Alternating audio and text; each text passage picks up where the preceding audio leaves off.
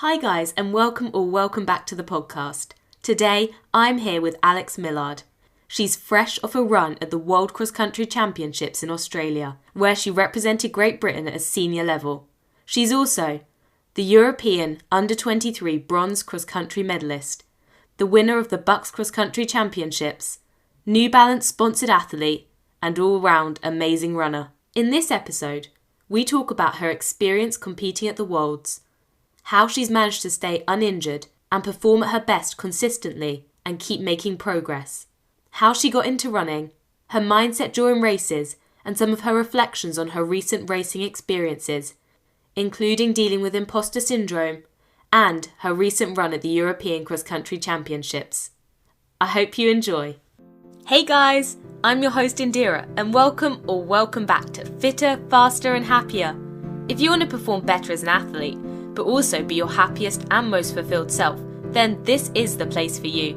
On this podcast, I will be talking with a range of runners and experts to uncover the secrets to becoming your most successful and happy runner self. Here, hot and controversial topics will be discussed, stories, tips and knowledge shared, and the doors for much needed conversations opened. The podcast will have a special emphasis on athleting as a female, but much of the content will be relevant for all genders, and all genders are welcome. There's a lot to talk about, so let's get into it.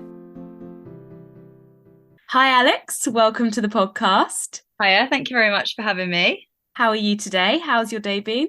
Yeah, I'm good, thank you. It's been pretty busy, back into my routine a bit more after having a bit of a rest week post come back from Australia. So yeah, back to it. How about you? Yeah, no, it's been a very busy week, but I'm not as busy as yours. How was Australia? How are you feeling now? How's the jet lag? Australia was amazing. And yeah, I was quite tired last week, just obviously recovering from jet lag and just a long season, really, I guess. So it was nice to have time off running. But yeah, I feel like I've pretty much got over it now, got over the jet lag. I'm just about there, I'd say.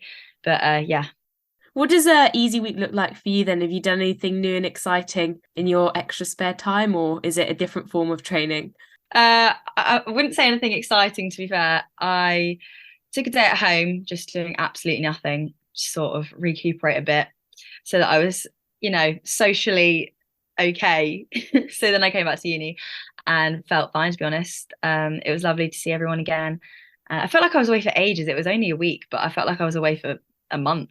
So yeah, it was nice to see everyone, and just nothing much different really, just a lack of running and training, it was nice to be out of the routine, like mentally, for a bit of a break as well as physically. Do you often have breaks, or is it quite long seasons and it's been a while since the last one? Yeah, it's been quite a while since the last one. I had a bit of a down week over Christmas, but not really a break. So yeah, it was definitely needed. Probably my last break was pre-cross country season, basically after the track season. So it was needed. Nice. And are you done with cross country now? Is it going to be track moving forwards? Yeah, so done with cross country. Now I'll look to sort of get back into it gradually after this week, really. And then hoping to go on a training camp. Still haven't quite worked out what I'm doing there. And then, yeah, into track. Ooh, you say training camp. What are the plans for that? Well, I don't really know at the moment. I had a plan and then I kind of changed. So now I've sort of got like a few options and I don't really know what to do. So I'm trying to work that out ASAP because kind of need to book soon. So yeah, I'll get back to you on that one. Sounds good. Well, I mean, more options is better than none. So that is exciting. Very true. Okay, so let's go back to the beginning a bit. How did you get into running and why are you still running? So I'd say probably in about year 7, I started at my local athletics club because I've always been quite sporty. Like my family's quite sporty. I did all school sports, and I think I kind of knew I was naturally quite good at running, sort of within this. So I play hockey, and my job was kind of just like run down the pitch. So yeah, I knew I always kind of liked running, and I think it was sort of after the Olympics and stuff, I was kind of like, oh, want to give that a go a bit more. I used to do gymnastics as well. And then there was a time where I kind of had to choose between gymnastics and running. And for some reason, I enjoyed running more. So yeah, just went from there really at my local club in Victor, Canterbury. That's really cool. So you say that your family's quite sporty and you were quite sporty. Do you think that having a sporty family and having done other sports helped you develop the skills to be good at running and enjoy being sporty, or do you think you would have probably found your way to it anyway? Probably because there's probably a bit of a genetic aspect to it, isn't there? And my parents, they weren't runners, but my dad was a footballer and my mum did sport and she did it with sprinting, I think. So the running genes were kind of there. They did well, they do marathons as well. So yeah, they like running. So yeah, and they both went to Loughborough as well. So the kind of Loughborough thing was always in my head as well. Yeah, So yeah, that yeah, definitely helped. I think being part of in a sporty environment, you're gonna grow up doing sport. that's cool. So you always kind of had a bit of an image of Loughborough in your mind. Did you ever imagine or plan or want to kind of achieve what you've so far achieved? Or has this all kind of come at you as a bit of a surprise? I'd say a bit of both because Yeah. I mean, I feel like when you're younger, you always kind of want to, go to the Olympics or, get there. But I never sort of thought like I'd probably get to this level. I don't know. And when I was younger, I think I sort of started thinking, oh, I could do okay at this when I sort of came to uni, maybe after my first year uni. I was like, this is going pretty well. I've improved quite a lot in a year kind of thing. So yeah, that was probably a bit of a moment where I was like, okay, I could do okay. But more than okay, I think that's safe to say. When you were kind of having that feeling, then you realize, okay, yeah, I think there's a bit more to come. At the time, when you were training, when you were racing, did you feel that there was more in the tank, that you weren't giving, everything you got, or were you giving everything you got, but you just knew from seeing the progress you'd made that, oh, okay, I can probably carry on this trajectory? Well, in each individual race, I mean, I guess you always try and give your all. But yeah, I knew that from the training I've done that there's definitely room to grow in that way. Definitely more training that I can do. I think why it sort of kicked off at the start of uni was because I'd never really done much endurance based stuff at home. So I was with my clubs in Victory East Kent and I was coached by Peter Millard and he was really good at like developing the track aspect but I'd never really done much sort of tempo-y kind of speed stuff and like grass sessions never really did at all. So that was, I think, a factor which helped me improve quite a lot when I came to uni, just the different type of training to go alongside the track stuff, like to have a bit more of an endurance base because I'd never really had that. So that's what changed when I kind of joined Bill and the LSAT girls. An endurance base for an endurance runner's, yeah, probably gonna help things a lot. So that's really great. And I know that you use a fair bit of spinning and you do some gym work as well as part of your training. Were those things that were new coming into uni and when you kind of start to see those huge jumps, or are they something you've done in the past? And do you feel that they've really helped you on your journey? Yeah, I never really did any cross training. I didn't really like know that was kind of a thing really. And I'd say I did quite a lot in my like first year of cross training. I'd say I do less now because I do slightly more running. So yeah, that kind of works like that. But gym never really did either. So that I feel like that's really made a difference as well. I've definitely felt in the first year of doing gym, I definitely felt stronger. Could feel it making a difference. Yeah. And you've managed to stay relatively free from any major injuries, is that right? Yes, so far, touch wood. Yeah, I'll touch some too. Funny, someone actually said that to me today as well. They were like, "You've really avoided injury." I was like, "Oh God, everyone says that. Stop." But yeah, I guess it's true. Yeah. Do you think, or can you pinpoint any factors that you think might have contributed to that? Or do you think maybe it's just your kind of genetics, biomechanics, that side of things? It's probably a mixture of stuff. Yeah, some of that, and then training sensibly. I think Yeah. knowing when to have a rest and actually taking the rest, and yeah, being on top of everything else alongside the training. So obviously nutrition, stretching, physio, all the little things. Oh yeah, the 1% add up. Yeah. And so you mentioned all the little 1%. For you, what's the most important 1%? Ooh. If you could only pick one. Oh gosh. Probably nutrition, to be fair. I think that's probably quite up there. You want to be on it with your nutrition game, getting the recovery in. Say, for example, after a session, getting that banana in if you're not having dinner for a good hour or something. Stuff like that. Supplements such as like iron. I take iron and vitamin D. I think those are the pretty standard ones. Yeah, I'd say probably nutrition. Yeah. No, that's really good to hear. And if you got maybe a good dinner to have after a session or a hard workout? Oh, I'm known to love a good spag bowl. There's this ongoing joke that all I eat is spag bowl, to be honest, Do which is you? not true. It's not true. I do love spag bowl, but it is definitely not true. It's definitely not all I eat. Um, but yeah, I think you can't go wrong with spag bowl. It's got everything you need. Warming, hearty meal. Love it. Oh, yeah, absolutely. Making me hungry now. Sorry. So also, you mentioned training sensibly. Clearly, that's something that you have mastered. What does that look like for you? How do you, when do you go, what, today's not the day? What are your what's your process behind that? I think just the cliche of listening to your body. If I'm feeling ill, for example, I'm not going to go out and smash a massive session. And if I'm feeling any sort of niggles or anything, then yeah, probably best to just, take it easy and suss it out before doing anything crazy. Yeah, just being mindful, I guess. Yeah, that's good. Yeah, and an awareness of everything that's going on. That sounds Yeah. really good. But then also not being too paranoid as well, because I also sometimes fall into the trap of getting a tiny niggle and then I'm like, oh, I'm injured. I'm injured. I'm out. So I think sometimes I'm slightly the other way as well. Yeah. No, that's really interesting you pick up on that side of things because everyone talks about the not training when you are injured, but people tend to not mention so much that actually sometimes maybe, you are fine. And overthinking. Yeah. Yeah. Would you say that you're more on the overthinking or underthinking side? Probably overthinking in terms of like injury, but that's just because I'm very scared to get injured. But I think that helps really, I guess.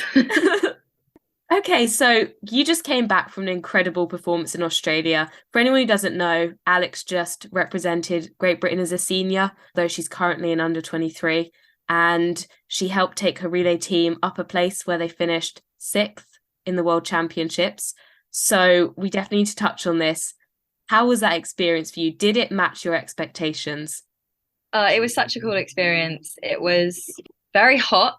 I expected it to be hot, but it was so hot. But that wasn't too bad for running 2K. I was very glad I was not doing the 10K. I don't know how they did it. Very impressive. The course was harder than expected. It was insane, but very fun. I loved it. It was just something different to end my season. Kind of, hadn't really run a 2K cross country this season, and in a really nice team. The team was quite small as a whole, so we were all quite like close knit. So that was nice. And yeah, hanging around Olympians was pretty cool. When I was sort of waiting to do my leg, we were sort of under this tent, like the holding tent basically, and I was just looking around like, oh my gosh. So that was pretty cool. And also sharing a room with Alex was lovely. She's so nice. Yeah. And well, one thing that I didn't expect was the day ended in a massive storm. So that was pretty cool as well, to get the full Australian weather experience, having scorching heat and then suddenly torrential rain. So that was pretty cool. Yeah, better at the end of the day than during the race, I guess. Yeah, exactly. They had to move everything forward a bit towards the end because it was that bad and they couldn't do any of the presentations. So that was a shame, but didn't affect us. Yeah. What goes through your mind when you're running in a major race like that? Are you consciously at any point thinking about, oh, I'm representing my country? Do you solely focus on the race? Or, yeah, what goes through your mind? Yeah, I guess you kind of do think, oh, you want to do well because you're representing GB. But I think you've got to try and not overthink that really and just get your mind on the task, on the race, and just run as hard as you can, really. That was the thing about running a 2K. I didn't really know what I was doing, to be fair, but just knew that you had to just go out and like it's going to be hard basically from the start, but then it's over pretty quickly. So, yeah, I was just trying to, it was hurting, but I was trying to think to myself, it's not far, it's not far. So yeah, that's the difference compared to a long course cross country. Yeah. I guess it must be is it quite different running relays as opposed to individual? I guess you're not surrounded by so many people. Does it feel more like a solo run? Yeah, it was quite quiet. It was strange, but luckily there was the Moroccan team just ahead. So that's who I managed to overtake. So I had her to focus on. So that was really helpful. But I can imagine if you're fully on your own, it's quite easy to switch off, probably. Yeah. In general, when you're racing, do you tend to have a pre-race plan, or do you kind of go into the race and see where things go? What sort of racer are you? I think a mixture, because you want an idea of what you're doing, kind of thing, but also it's unpredictable what's going to happen, isn't it? So, for example, Liverpool this season, the aim was making the team top four under 23. That was the aim. So it was kind of don't go off hard and like because the main thing is just getting top four here. And then there might be a different way you're going to run a different race. So yeah, definitely a bit of both there. Yeah. No, that's cool. And while we're on races, have you got a race that you're most proud of? Oh, I'd say probably Euros Yeah. or maybe Bucks this year actually, because that was Mm. cool. That was because it was with everyone there, like the whole Loughborough gang, and that was very unexpected. I mean, both were very unexpected actually, but probably got to go Euros, European Yeah. bronze. Pretty cool. Incredible. Thank you. Would you say that running at the Europeans, was that something that well, you said you weren't necessarily expecting to have come that high up, but if you had to maybe put a number on where you thought you might come before the race, where would you kind of place yourself? To be fair, I didn't really think about it at all Yeah. before because I was just happy to be there. But then realized sort of Megan's going to be right up there, and like I'm not that far off. Like in the trial wasn't, I mean, a decent way off, but like in terms of, yeah, in the race, maybe top 10, maybe would have been a shout. But I genuinely didn't think about it before. All I knew that I wanted to score for the team because I knew we had a really strong team. So that was basically my aim. And then sort of in the final lap found myself at the front of the chase pack and felt okay and was like, there's a medal there somehow. Yeah. So that was really cool. That was such a cool experience. Yeah, I mean, yeah, that was another phenomenal run. And definitely, I mean, it was your first under 23 Europeans taking medals already. Yeah, it's very exciting for sure. But I think the question everyone kind of wants to know, what was it like running through the indoor museum bit? Oh yeah, it was cool. It was hot, it was warm. So it was a nice sort of like break from the hill because the course was basically flat uphill, museum downhill. So it was, very undulating. So it was a nice flat bit, but it was also really warm. So it was kind of like get me out of it as soon as I got in. But it was cool to break up the race. Very different, obviously. Change of scenery. And as the levels kind of increase that you've been competing and running at, have you changed anything about your approach to racing or how much of your time and energy you place into running? Or is it just you continue to put the same amount in and things just progress along? Yeah, I think you've just got to, yeah, consistency is key. Yeah, consistency over the years is definitely important. So I don't think there's any reason to suddenly change anything, no matter what level you're at. Because if you've got to that level, you've got there by doing what you've been doing, kind of thing. So yeah, just gradual changes, if anything, and not getting too carried away, I guess. Yeah, gradual changes and not getting too carried away. Yeah, some really wise stuff there. So in terms of like the identity side of things, obviously now you're, quite up there as a runner. Do you feel any different? Do you ever feel kind of that you suffer from imposter syndrome, or do you feel that other people treat you differently now? That's a great question. I think I do sometimes, yes. My dad actually told me recently, he was like, you need to stop being so surprised when you when you do well. But it's genuine surprise because this season was like better than I ever imagined. So, but I'm trying to not feel that way by reflecting on like my year in 2022. Yeah, but I don't think people have see me differently. I hope not. But I've definitely felt the love. Everyone's been so nice and supportive. Yeah, no. Oh, that's lovely to hear. So I guess in terms also of your, success over the years, you've been in a relationship with another top runner for how many years? Quite a long time. Almost 4 now. 4, yeah. Long time. Do you think that that's played a role in any of your success? Having success on both sides, does it kind of create a mega success or? Love that. Yeah, I think it definitely helps. We're on the same kind of wavelength, same schedule, and we can support each other and motivate each other. And it's just nice to get advice from someone who gets it as well. Yeah, and there's always someone to train with, like, because we live close to each other at home as well. So there's always someone to train with when we go home. It just makes it a bit easier, really. So that's it for today. Thanks for listening. I hope you enjoyed today's episode. If you did, be sure to rate, subscribe, and leave a review. This really helps to get the content out there. I'm new to this, guys, and I want to make this podcast the best possible for you. So go follow Fitter, Faster, Happier on Instagram. That's Fitter, Faster, Happier to leave your questions, comments, and feedback, and for updates and guest requests.